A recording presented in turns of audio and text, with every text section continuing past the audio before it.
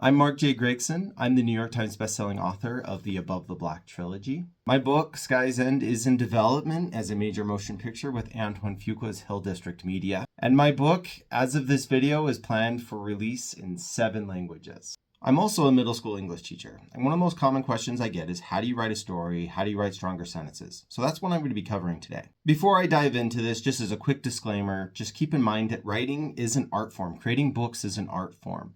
And people are very subjective and opinion-based here, and there's people who break the rules all the time. So today I'm going to cover 3 things with you. I'm going to talk about writing stronger sentences, I'm going to talk about breaking down a plot diagram for story creation, and I'm going to talk about world building in science fiction and fantasy.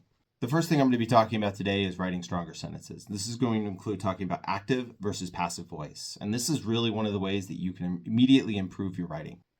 So active voice, it makes the subject of the sentence or the thing that's performing the action the focus of the sentence. So generally speaking, these are going to be stronger sentences than passive. Now, passive voice, on the other hand, generally makes the object of the sentence or the thing that's receiving the action the focus. And these are usually going to be weaker sentences than your active ones. And I'm going to just show you some examples and how you can fix your own sentences and find out if they're active or passive. So I'll give you an example here, like, I threw the ball. Okay, this is an active sentence. I, that's the subject, that's the verb, and that's the object. Now let me show you what happens when I turn this into a passive sentence, and I think you'll be able to tell the difference. The ball was thrown by me. You notice now that I've shifted. Everything's got moved around. And instead of the ball being the object at the end of the sentence and the subject, our subject is now all the way here at the end. And so it's brought our attention to the object, which can work if your object is really important. Otherwise, when you read it and you compare both of these, one of them gets the information very actively. It's presented to the reader directly versus the other one, it's like a really roundabout way of saying it. Let's do one more example together. I'm going to start off with a passive sentence. The couch was sat on by Tim. That's a really long way to say that somebody sat on a couch, right? That's a passive sentence. But if we want to turn that active, pretty simply just say, Tim sat on the couch. Noticing the difference here? It'd probably be wise to be strategic with the use of passive sentences and use them when you really want to focus the reader's attention on the object of the sentence. The other writing advice I want to give you is to focus on your verbs. So are you using state of being verbs like is, was, were, am, or are you using stronger verbs?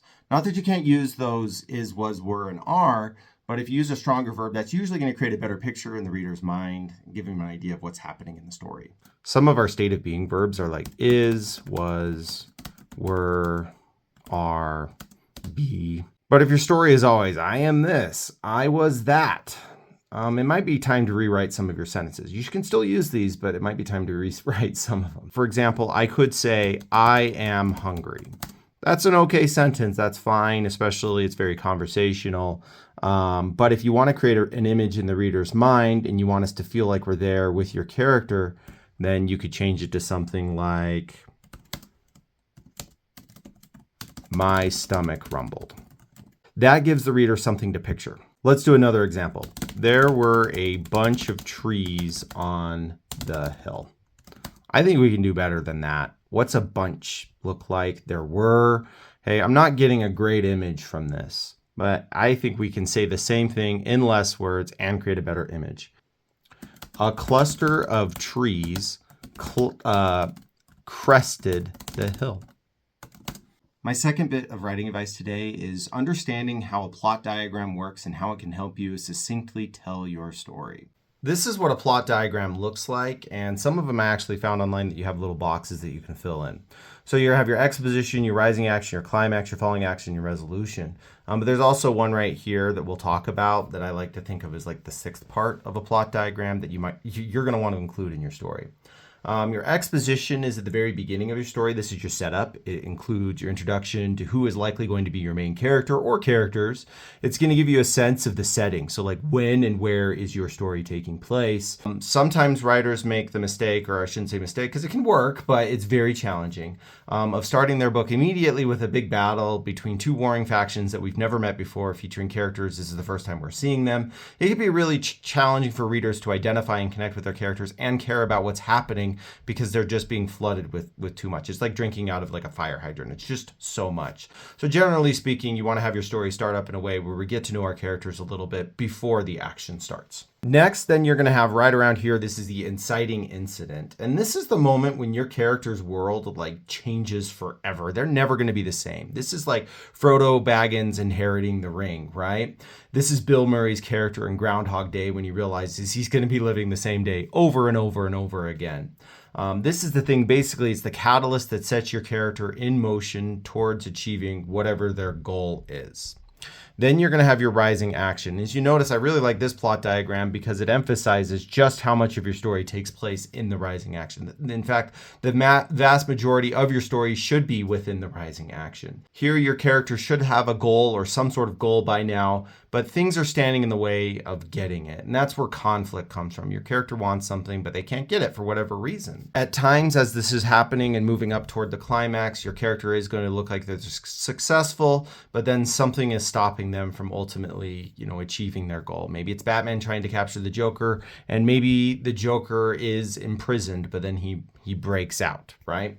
Finally, that leads us up to the climax of the story. This is generally the biggest, most exciting, most explosive part of the story. This is like Thanos versus the Avenger. Your whole story has built up to this moment.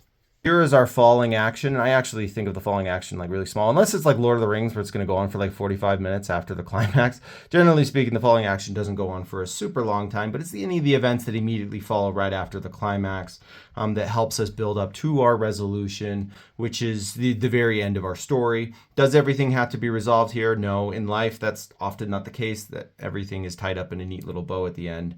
But likely you're going to have some things in there that are going to make it satisfying for the readers.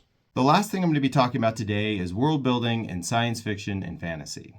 This is always one of my favorite parts of creating a story, but you want to ask yourself, how are you going to make your story and your world different than everything we've already seen before? When you're answering those whys, if your answer is simply because it's cool, that might work and it could be fun. But if you have too many of your whys answered with because it's cool, then your story might become a little inconsistent and confusing.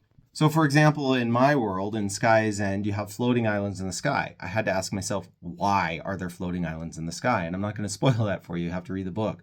There are giant monsters that are haunting these islands. Why? I'm not going to answer that. You have to read the book. Okay? And our characters, they have to duel each other for status and possession. Why? That's explained in the book. I'm not going to spoil it. A quick word of warning about world building is that there are things that the reader needs to know, and there are things that the author needs to know. The first time we meet a goblin on page 5 of your book, it might not be a good idea to then have a 17-page, info dump where this goblin tells you all the reasons why they hate ostriches and they've been at war with them for the last 300 years.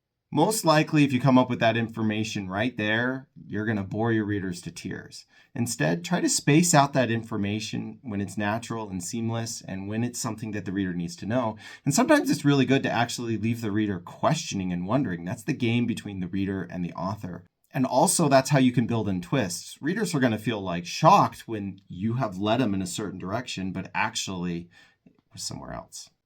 Another bit of advice is watch your technology or your magic systems and be careful about building spells or technology that just solves every problem.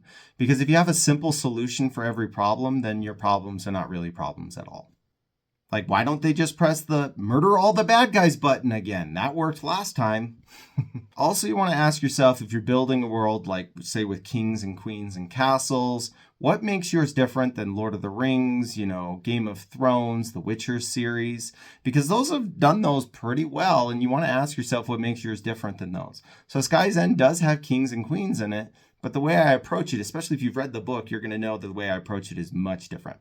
Throughout this process, don't forget to have fun. That's one of the great things about world building. If you like my video today, please make sure you like and subscribe. And if you really liked my video, please pick up my books, the Above the Black trilogy. Thank you so much for watching.